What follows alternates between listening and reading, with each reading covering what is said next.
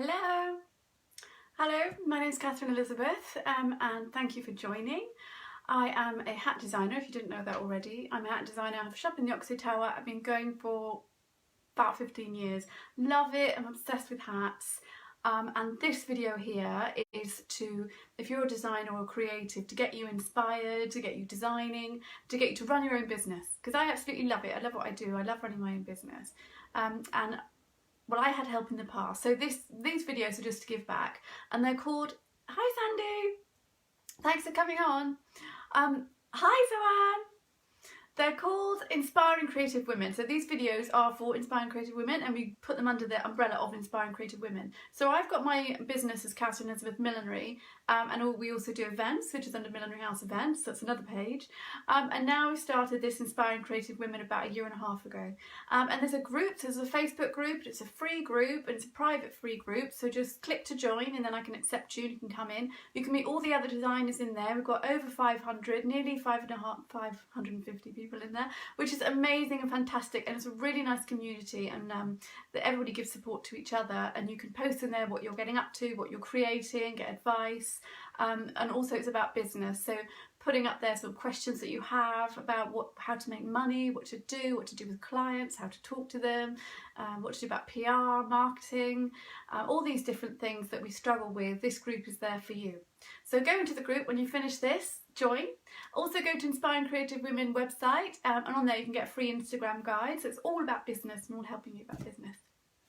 Hi, how are you? Is everything going well? Right, so today we're going to be talking about designing because I'm designing my collection at the moment. A little bit behind, should have got it done by now, but that's always the way, isn't it? So I always want to make more than needed so that then I can put some designs to the side. And when you are creating, I find that sometimes you put it off because you think, well, I want it to be perfect, obviously, and I've got the designs, but I'm not sure how it's going to turn out. I haven't quite figured everything out yet.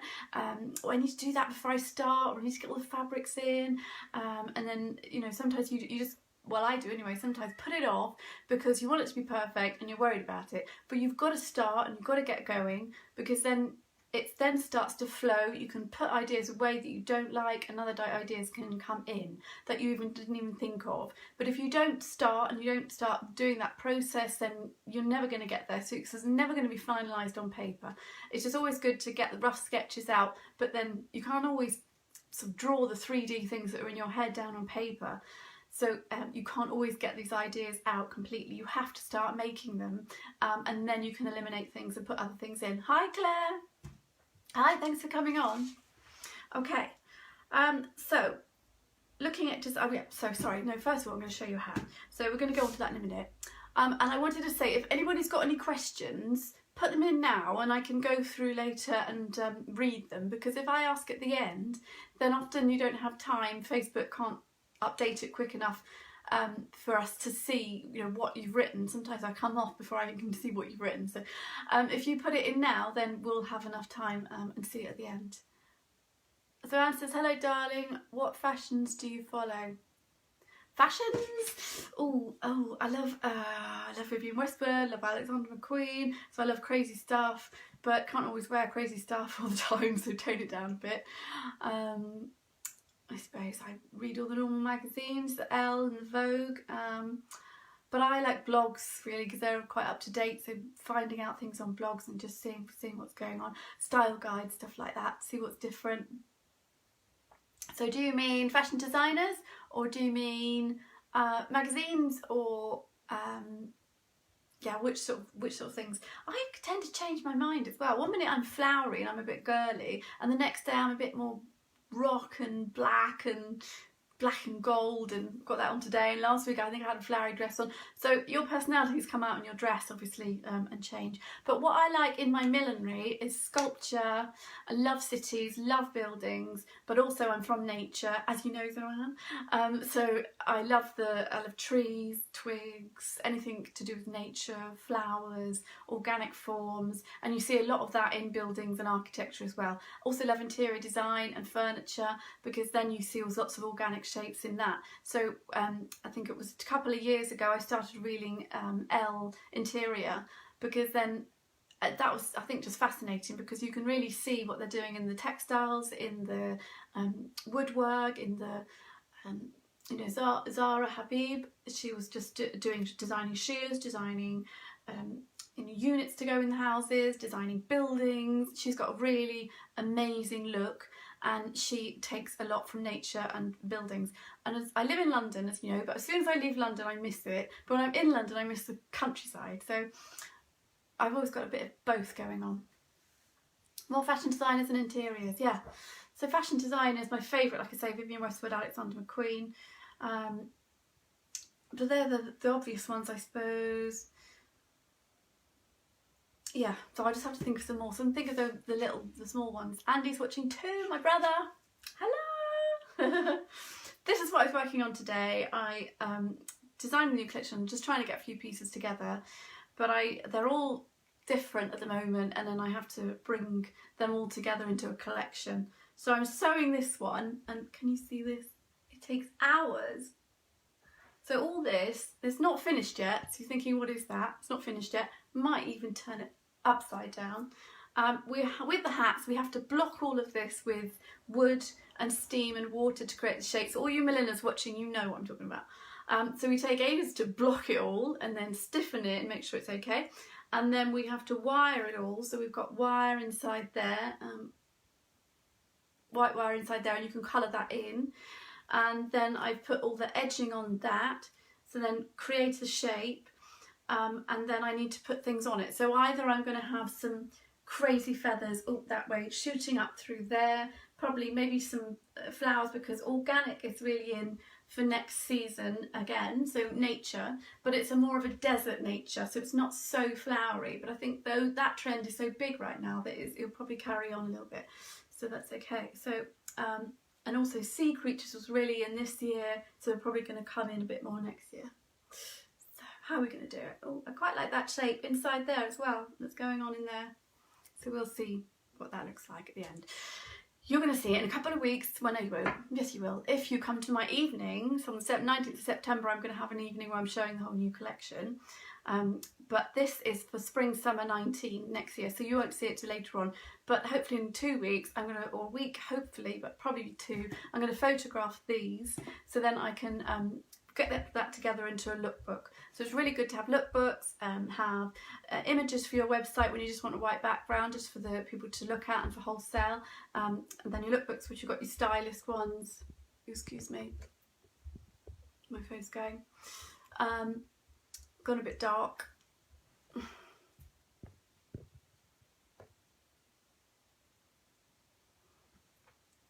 Oops, have I gone dark?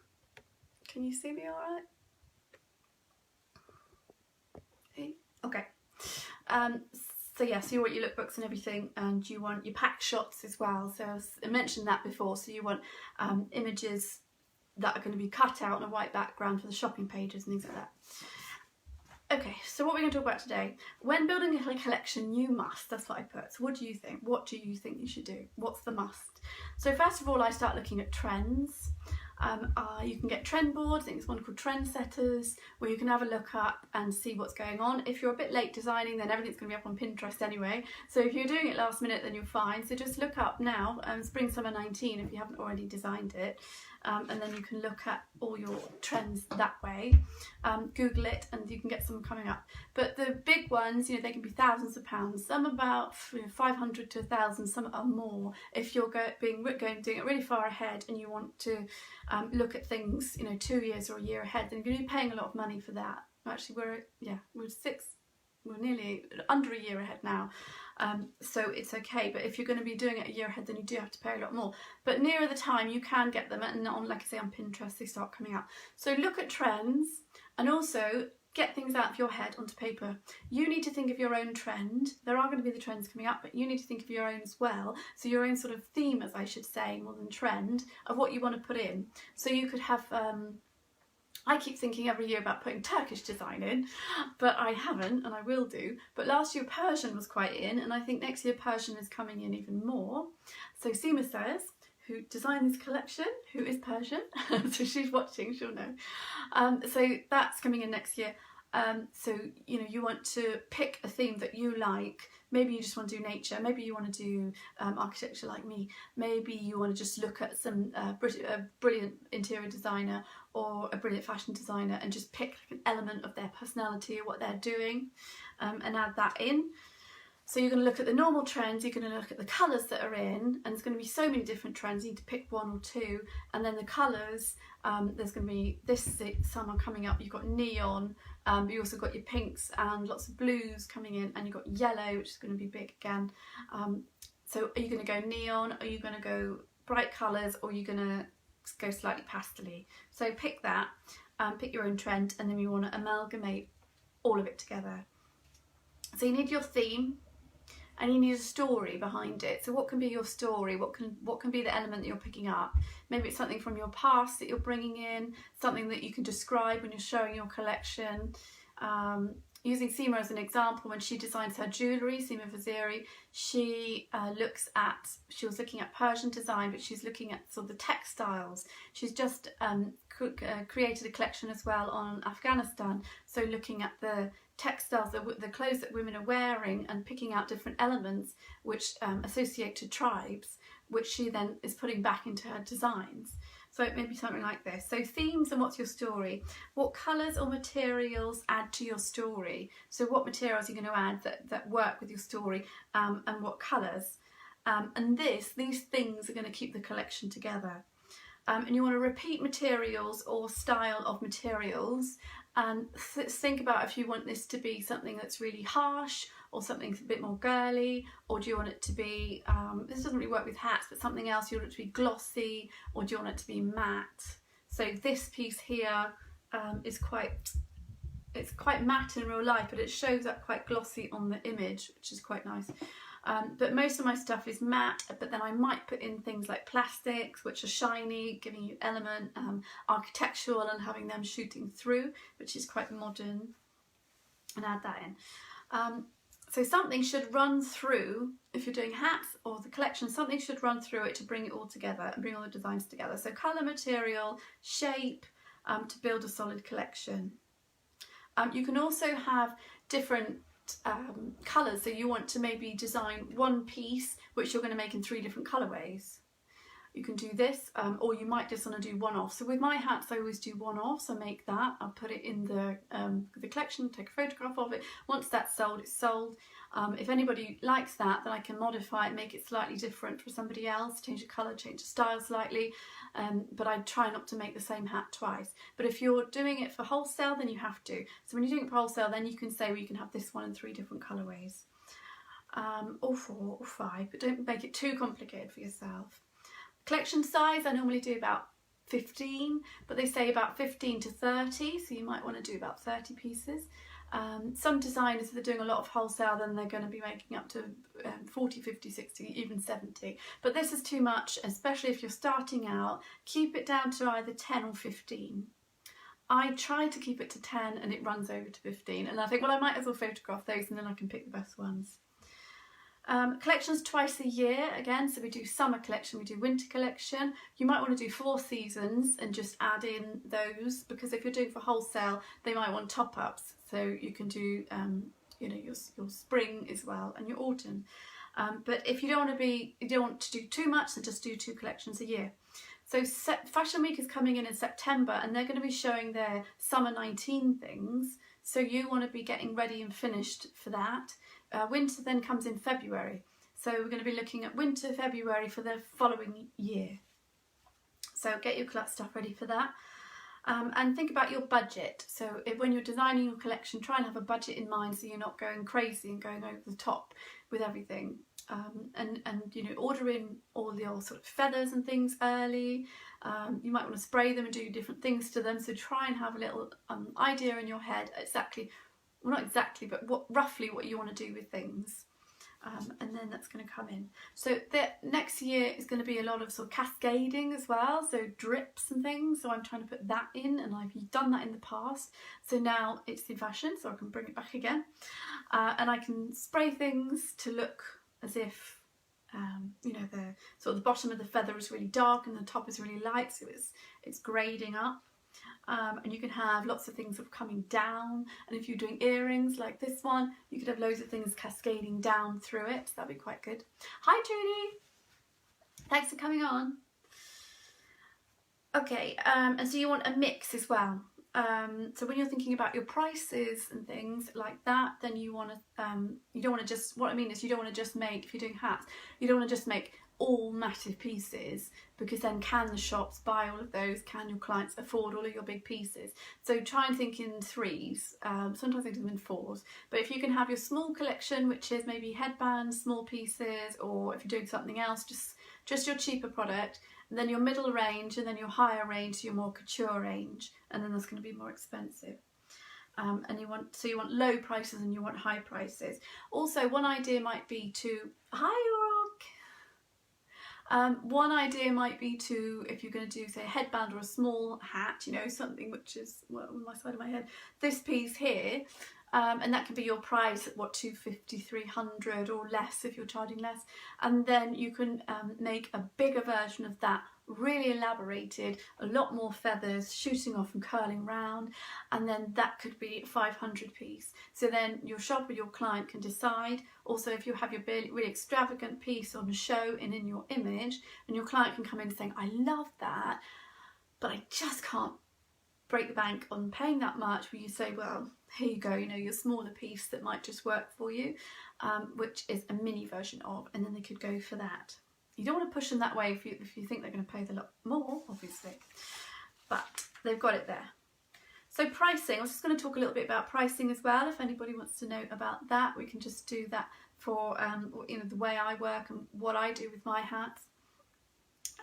So when you're designing your collection, you want to record everything you do, and you want to write down all of the hours that you're working. So how long it took you, materials, you know, the cinema that I'm using, I have to write that down.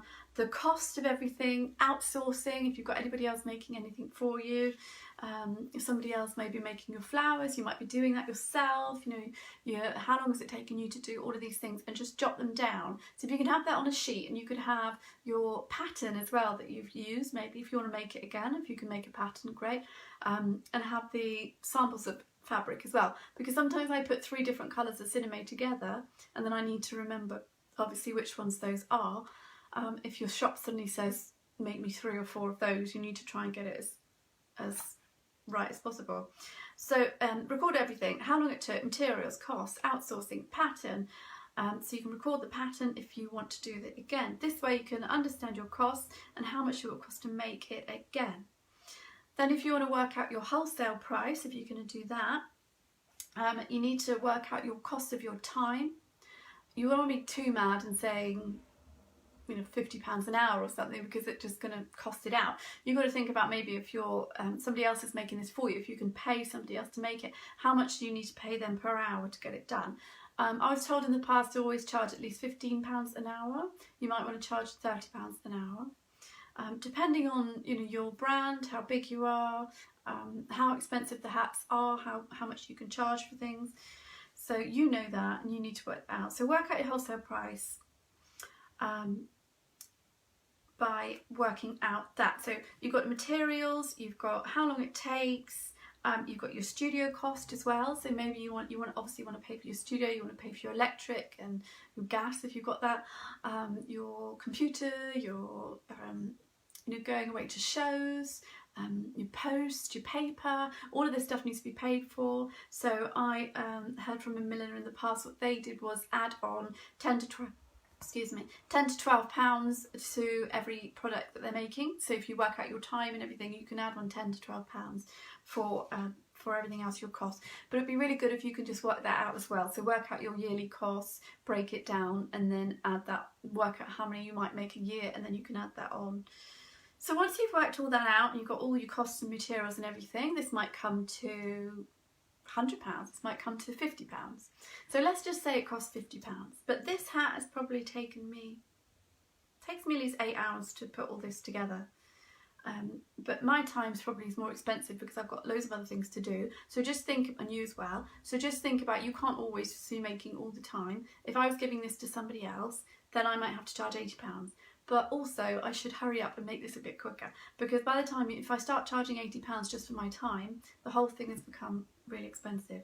So you want to work out, but let's just say, for instance, it's going to be £50 for all your costs. Then you're going to double this for your minimum. So double this, and that's going to be your wholesale price, because then you need a bit of profit.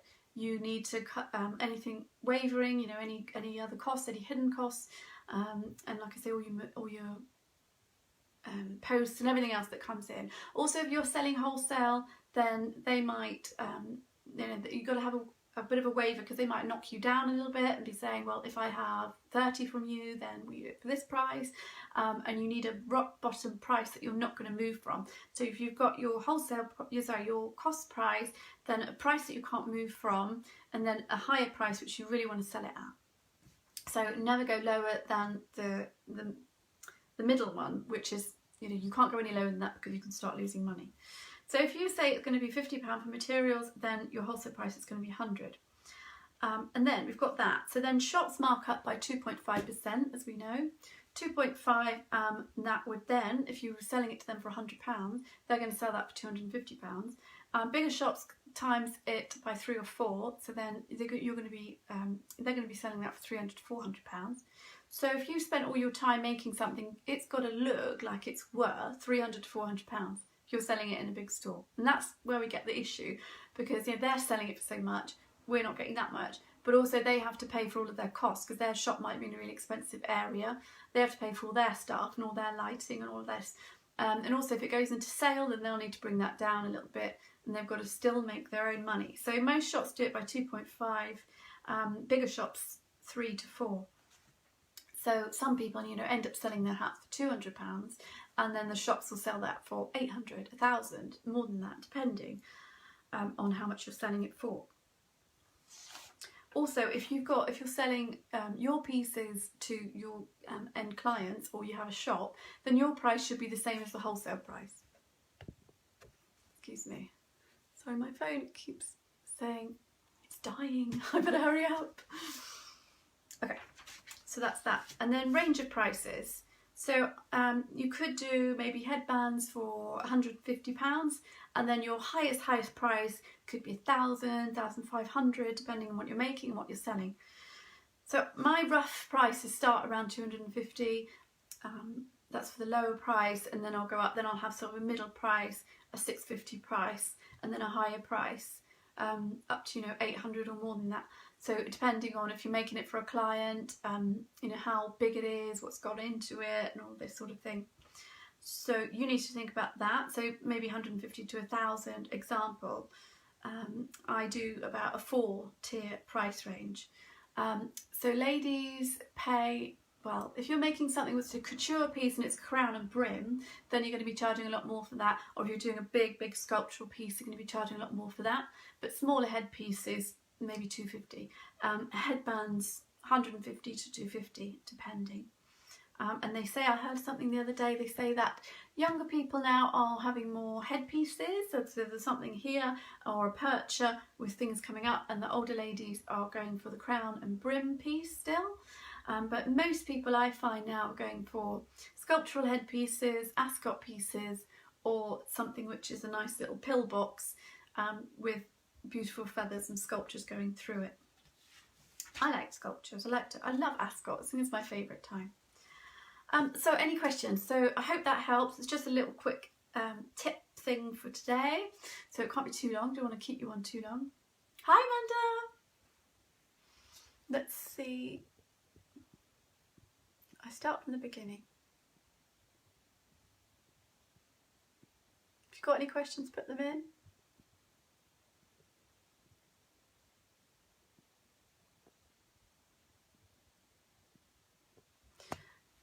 Did you intern or apprentice with anyone? Did you go to design school, St Martin's perhaps? I went to Surrey Institute of Art and Design.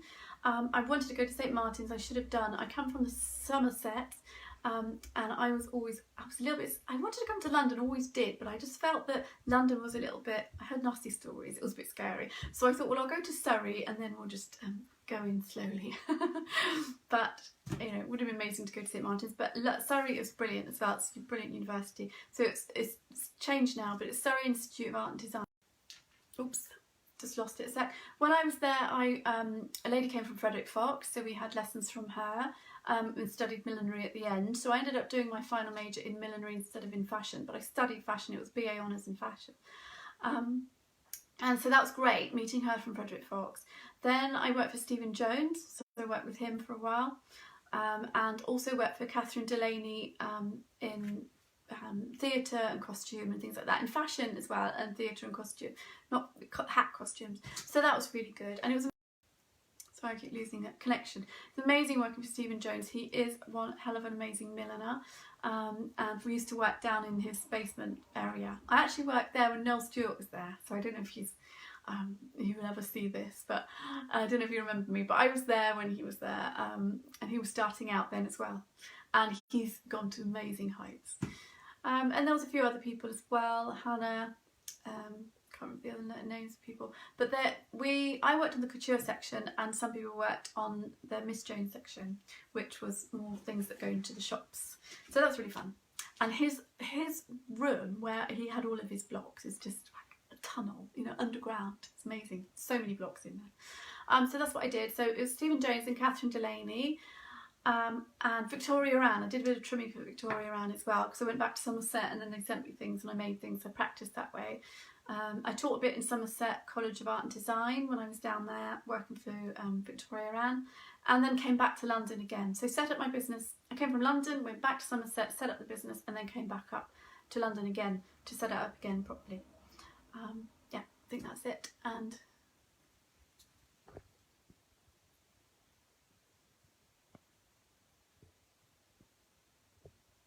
you said, oh, I'm sorry. Sis, you said you like peacocks. You don't mean the beautiful peacock, do you? You mean the... I refused to go in there when I was younger.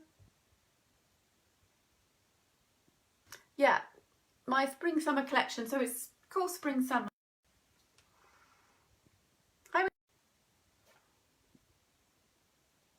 Hi Trudy.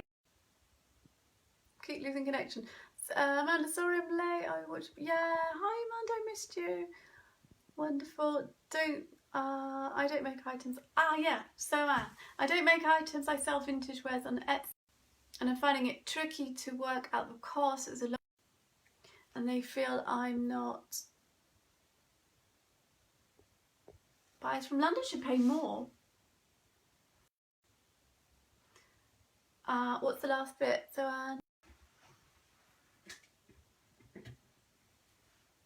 I keep losing connection. Sorry. Can you all see me all right? So I sell vintage wares on Etsy, so the costs do vary, and I'm finding it tricky to work out the cost. A lot of my customers are buyers from, but yeah, I think that's good.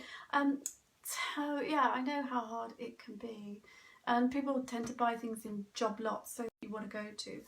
Those are not the sort of people that you want if they're going to buy in big. So if you just, I know you probably already have, but you just look at all of the other people on Etsy and see exactly what they're selling it all at. But if it's London buyers, then I think, you know, you can be charging, I don't know how much you charge for a cut, but I think people pay at least £5. Have you done eBay yet as well, or is that no good for it? Let me know on that one, and I'll have a think about it, because I was talking to someone the other day who she buys her things in auctions and then she sells them on, but I will ask her where she sells them on to, because she's doing all right. And I was telling her about you and all of your amazing pieces. So really it's just getting some features in magazines again, if you can do that, and then just get people to, you know, just getting it talking. Try and get, you can pay for an advert for Etsy to get it onto the front cover, to get it onto the front piece of the shop. I'll have a look at your page as well. But if anybody wants any amazing vintage pieces, then go to Zoanne, because she has, is it still Sybil's Vintage? So she has some amazing pieces and they're beautiful, and I need some brooches as well. I need more brooches like this one, which is apparently a tie clip, but I thought I'd turn it into an earring. And Zoe has silver teapots, vintage cups, vintage plates, all this beautiful, beautiful stuff. So we'll look into it.